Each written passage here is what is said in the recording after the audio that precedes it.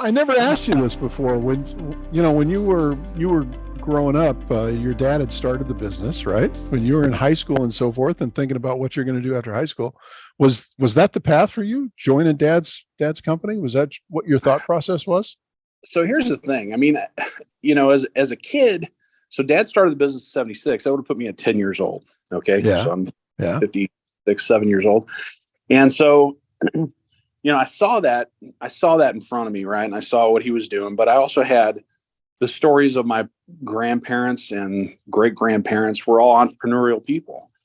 And, they, at the time, that was kind of,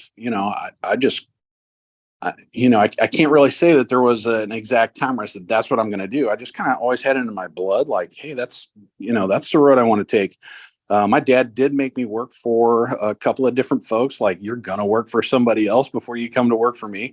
One was St. Louis County Water Company, and I worked there as a laborer for about a year, just so I could see what union labor work was all about, and not that I wasn't used to hard work. It's just that the union way was a little different than what I had in the past. And prior to that, some other odd jobs for 2 or 3 months at a time, doing things with other people. And I really, I just admired my father for what he did. Right. I kind of watched and saw what he did. I'm like, that just seems to be what I want to do. And so as an entrepreneurial kid, I'd go with my grandfather to these estate auctions and different stuff like that. And I'd start out buying bicycles, and I'd buy bikes, fix them up, and then sell them. Back in the day, we had this thing called the Trading Times. It was a local small paper.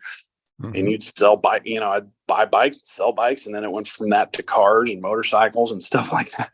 So I was always this kid that was just wheeling, dealing stuff for side money. And it turned into this, man, over time.